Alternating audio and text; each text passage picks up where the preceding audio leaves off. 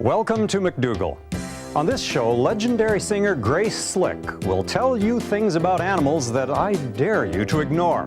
Hello, I'm Wayne Judd. And now, here with a free prescription for your mind, Dr. John.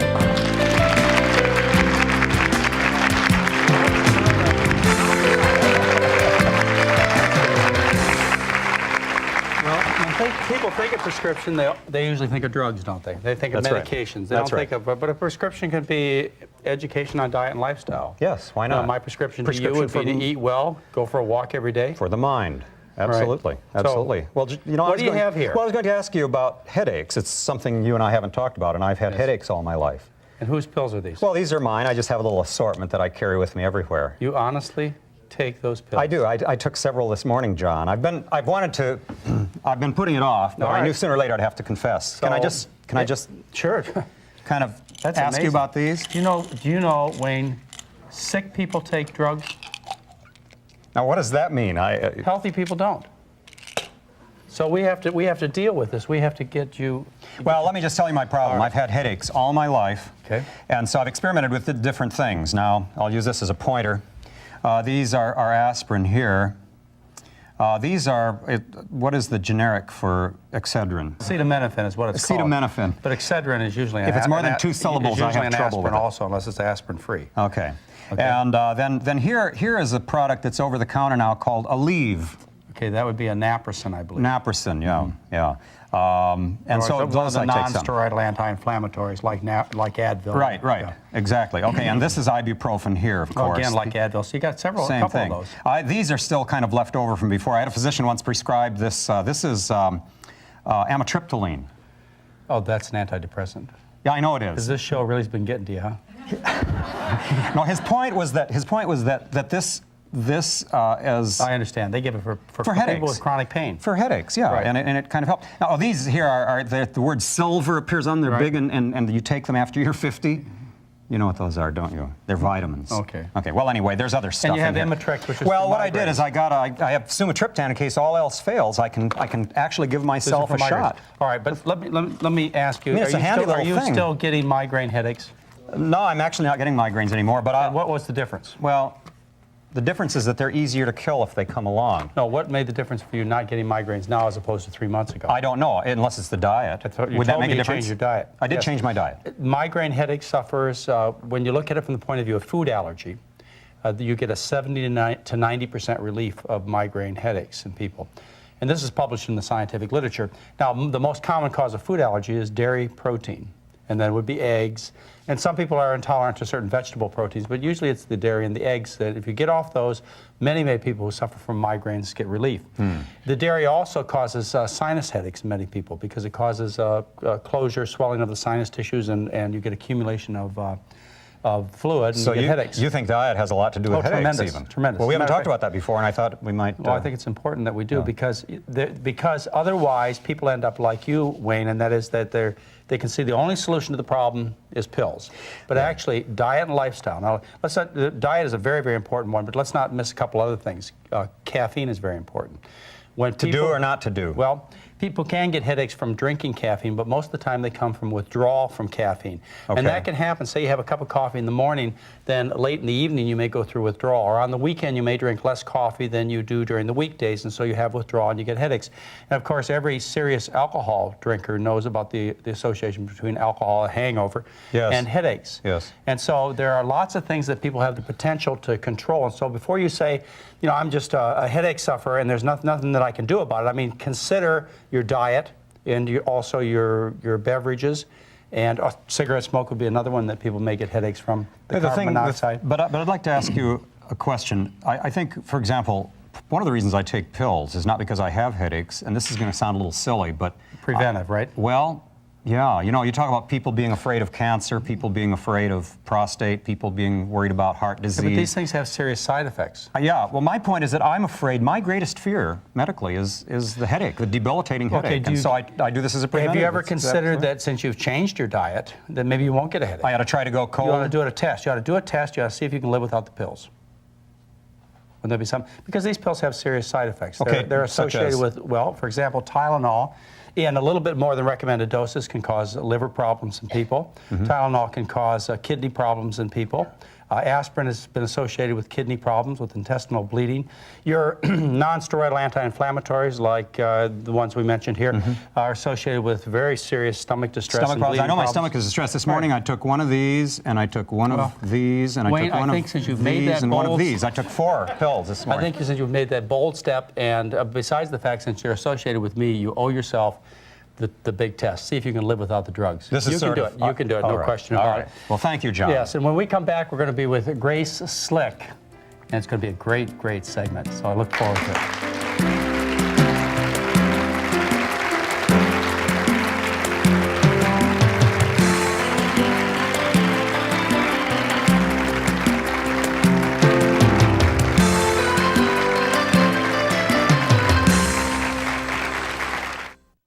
We learned English. Your kids can too. Just watch Hello Channel.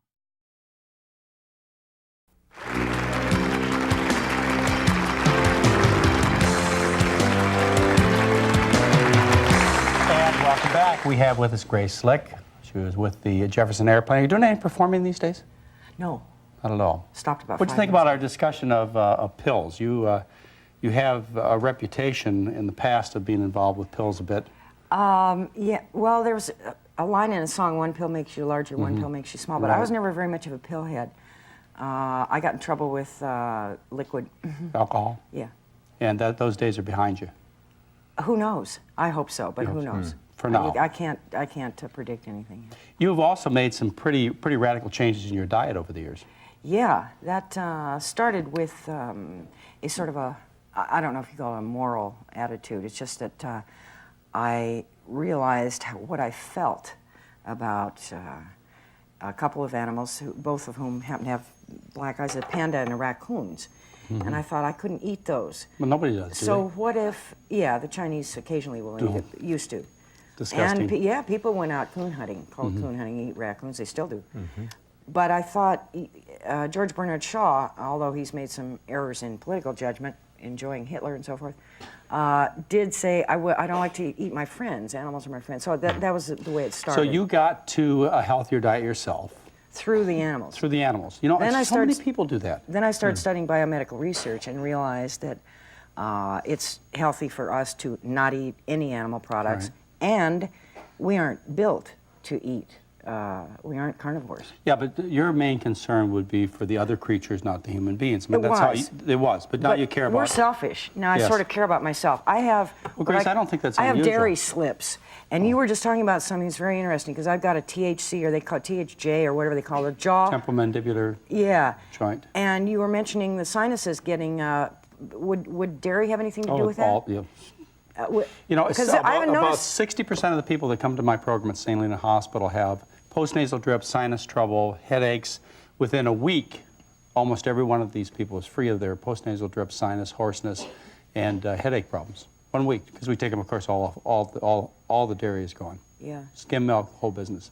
So you think that's a good the thought meat, for you? fish, chicken, all that kind of stuff, I didn't have a problem, but I had a problem with dairy. It was, oh, look at that cheese. Well, that's your next step. And you know, people, well, you could even take it from an animal rights point of view if you wanted. I have a little trouble relating to this, but a lot of people think it's, forget the people, worry about the cows. Well, I got Look at how hard they got to work. But people don't care really, okay? Yeah, I think if you're they do. talking to people who are not No. animal rights, you're not going to win them over by saying, you're hurting a raccoon, you're hurting a cow. They're going to go, hey, Grace, screw that has it. not been my experience. My experience has been, and I had this, there's a movement called Farm Animal Reform Movement, Farm, okay. This group originally was interested, or their propaganda, their advertisement was for people. You know, let's eat a vegetarian diet to save people's lives. They didn't get any donations at all, no support. They became the Farm Animal Reform Group, and they can hardly open the envelopes fast enough from the donations. From an animal standpoint, Yes, huh? I think more people get to vegetarian eating through concern for animals than get there for concern for their own selves. I believe Really? it. Yeah, and of course, that's not my perspective. I try and get people to healthy eating because I want them to be concerned about themselves and their spouses and children. But people just love animals, so I think what you're doing is going to bring a lot more people to their senses than what I'm doing. Yeah, my daughter did it that way. She looked at a picture of a pig, and it says, "Does your food have a face?" And she just stopped, bam, like that. No dairy, no nothing. This is years ago. Right. She's better at it than I am. I still go, I'm really self-willed. So if I like something, by God, it's, you know, it's one of those moron attitudes that'll get you in trouble, and usually does. And I can confirm what you've said, because in my case, I've only been a vegetarian for maybe 5 months. When I thought I would be a vegetarian at one time in my life, or along through life, I always thought it would not be for my health, because I was healthy. But breeding to kill was something that I took seriously, and it bothered me for many, many years. Growing up on a farm and butchering animals and so on, I was used to it at that time, but the longer I lived, the more the concept of breeding to kill didn't seem like a very humane or good way to live. I think the American Indians have a take on that as far as meat eating, which they do irregularly. And somebody, I was talking earlier, what's the culprit? A refrigerator. People could not keep meat. They could not keep dairy. And the only people who are dying of the stuff we're dying of now were very wealthy. They could send out somebody to go kill a deer for them. They'd send out somebody to go milk the cow. But the poor people have always died of viral diseases, not 100%, but for the most part. And the rich people die of excess. And it's still kind of that way. But now more people have access to rich people's food, meaning meat and dairy. And it's like Dr. Neil Bernard said, I've never pulled any broccoli out of anyone's arteries.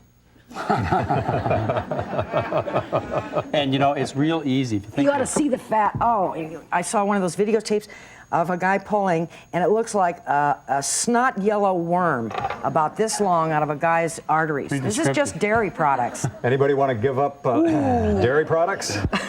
Well, if you think about it, people have... I'm sorry, this is not that kind of show, is it? It is. It's that kind of show. If you think about it, it's very easy for people to be introduced to a new fruit or vegetable. Yeah. And we could go out into this audience with a new fruit or vegetable that we had from, say, another country, a new name and everything, and they would try it. I'm sure they would. But what if you brought them a new animal to eat? Say we had a new kangaroo or a dog or some kind of animal that they wanted to try. They would find it repulsive, just like they get upset when they find out they're serving horse in the hamburger stand down the street. They close them out of business. Or when I went to France and found out they served horse on the menu. It is naturally repulsive to think about eating other animals, but because the human being is so adaptable, we've gotten used to doing such bizarre things It also as doesn't eating look pigs like and it. cows. And In other words, you get an apple, it looks like an apple. But you get a hamburger, that doesn't look like a cow. And chicken, I mean, it looks like its own thing. they really don't call it cow, do they? No. They call it beef or a hamburger. Yeah, and a chicken doesn't look like a chicken. It's a bunch of chunks of They call it pepperoni something. sausage. Yes. They don't call it, look at this little piece of pig on my pizza. I know. Yeah. Fried dead Animal chicken. rights, that's what we're talking about. Well, we're going to find out about your concerns for animal rights and the things that you've been doing, Grace Slick, and I know you've been making a big difference. And it's great that you've got your name out there and you're converting people and getting their interest. And we'll be back in just a moment with Grace Slick.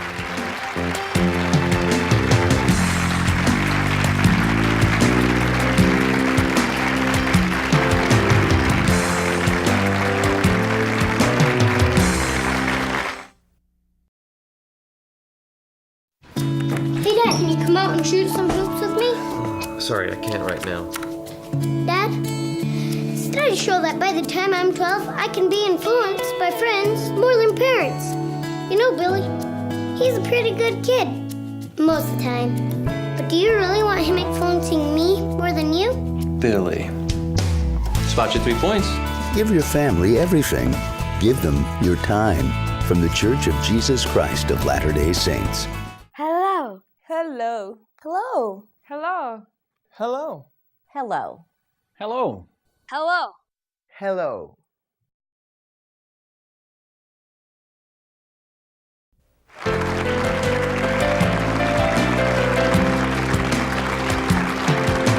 And welcome back. I'm with a woman who has no trouble getting attention and publicity, and that's Grace Slick. You're in the news all the time. Do you want to elaborate? Forget it. No, everybody knows the stories, Grace. But with your publicity, you've turned it around to something that's nonprofit, and that's your concern to help with animal rights and experimentation. Is that correct? I mean, that's one of your big things, right? You don't want us to do animal experiments. Well, Experiments on animals for human good is the way. when you say you don't want us, what do you mean? Us medical doctors, us guys. them butting guys over heads there. with the medical community. That's right. I still do think of myself as a real doctor, even though I'm a renegade. But since the systems on animals are different from our systems, and my system is different from yours, it's that tricky. Why spend that much money on something that has such... So you feel the results are irrelevant, and you know you'd get great argument. Have you been on shows where... In other words, let's separate morality from science. Let's say it doesn't matter. Let's say they don't have souls. They don't have all that. You don't care about the animal rights. You just want a kid. Their construction is different. In other words, you would not put bananas into your Mercedes, would you? I don't have because it is built to any eat. idea what that has to do with it. But go ahead. Because animals are different. They have different metabolism. They're quadrupeds. Like I talked to this guy who was studying hip replacement by using greyhounds. That's a quadruped. We're bipeds. What are you going to learn on something where the back... Our backs are always going out because we're bipeds, and that's a lot of weight to carry in a different way. Do you think always, under all circumstances, animal research has been useless or could have been done better without animals? That's always the question, and I think, is it always better to brush your teeth Or do you think we ought to just be more discriminate about it and make sure that we don't do experiments that really don't end up bettering humankind? But how can you know before you start? So wouldn't it be more... more... There are things that would be quite obvious. Let me put it this way then. Wouldn't it be more cost-effective, and wouldn't you indeed save a lot more lives if you were to promote, with the same amount of money that goes into biomedical research, prevention? In other words, you stop it before it happens. Prevention doesn't pay any money. We can't do that. Rather than putting... Doctors can't make money on prevention. Neither can drug companies. Forget it, Grace. It's a waste. Why slit your finger and then put a Band-Aid on it? Why not slit the finger? You don't have to worry about the Band-Aid. Now you're getting too logical. That's not like you. I do understand the concern, and I've had a chance to talk to a lot of people who are concerned that we do experiments on animals that are unnecessary. I remember when I went through medical school, and back in those days, I thought a lot different than I do now. But we had to do surgery on dogs, and now that I look at it, it was complete waste of a dog. And I learned nothing of your time, of my your time, mind. right? And I did find it even disgusting then. But I can see where there are many circumstances where it's not worth the expense of an animal's life and the suffering of an animal's life for educational purposes, and also experimentation. I have no problem with that at all. I think the only question I still do have in my mind is can we extend that to always? And I know that you are convinced it's always.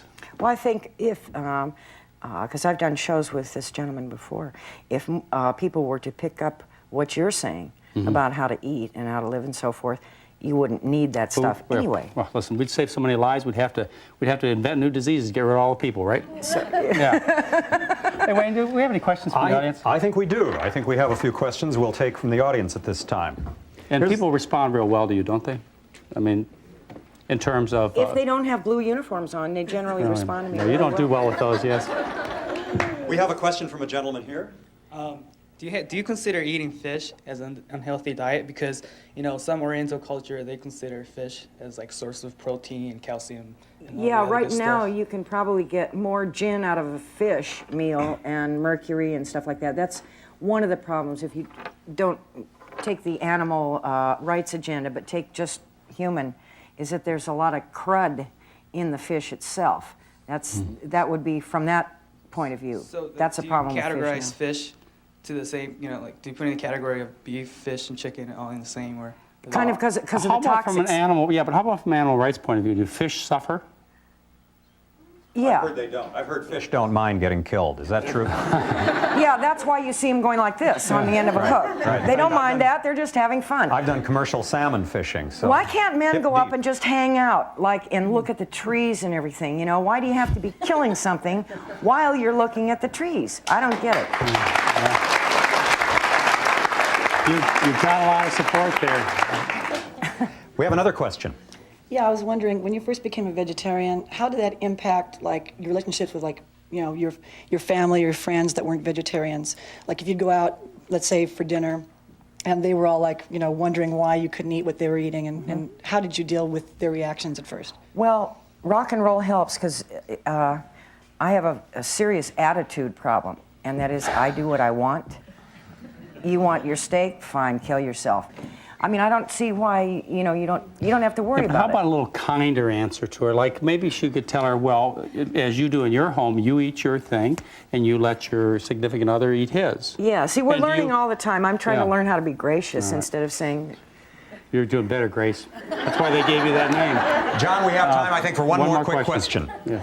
I agree with Grace on the moralistic value about animals. But if you're breeding animals and they grow, where do we go from there? Yeah, they're a crop. somebody was mentioning that earlier, one of the fellows backstage, is breeding animals was what made him crazy. The American Indians have gone hunting. In other words, we were talking about the refrigerator being a culprit. If you remove the moral thing, if you eat some animal fat in the form of dairy or animals or something once in a while, it probably isn't going to kill you. We're sort of omnivorous. But how about just from the moralistic breeding point of view? a sentient being and keeping them packed in and shooting them up with antibiotics which come back to you and hormones which come back to you. I was going to ask you, does that annihilate possibly the way you could use an antibiotic if you keep putting it in there through meat? In other words, you're negating when you really need an antibiotic. Too complicated for me, Grace. We're going to have to take a little break, and I'll have to think about this. And we'll be right back with Grace Slick.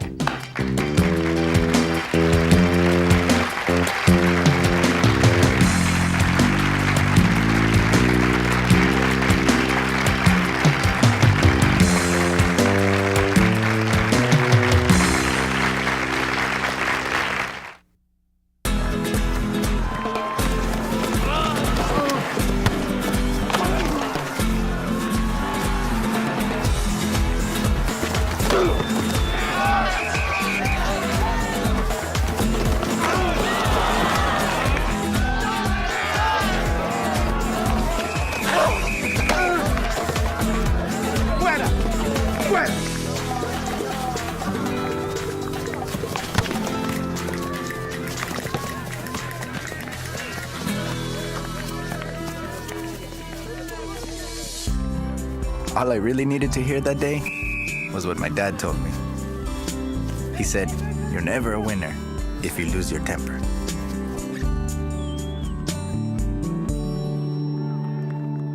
Life's most important lessons are best learned with family. A message from the Church of Jesus Christ of Latter-day Saints. Thanks for watching Hello Channel. Learn the language of the internet, travel, commerce, and diplomacy. Watch Hello Channel and learn English. Do it for yourself.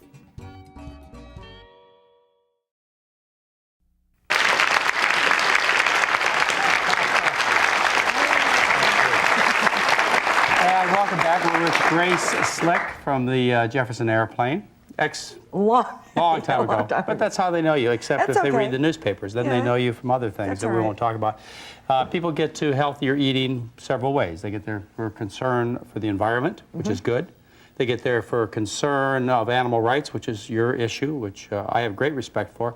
Or they get there like I've been trying to preach for a long time, and that's concern for human beings. Selfish is okay. You want to live better, live longer? Right. Why not? Yeah. The accomplishment is the same, and that is we have less slaughter of animals, no matter how you get here. Yeah, that's true. And you don't worry about the economics of the people you're making life difficult for. I mean, those that grow the animals. Exactly. Just, I feel as sorry for them as I feel for the people who grow tobacco.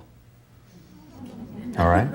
I mean, what else can I say? It's a dying industry. There are other industries to get into, and why should somebody eat a diet where you get breast cancer, your kids die from childhood diabetes? I mean, it just makes no sense at all. No, sorry, Wayne, I will not buy that excuse. All right.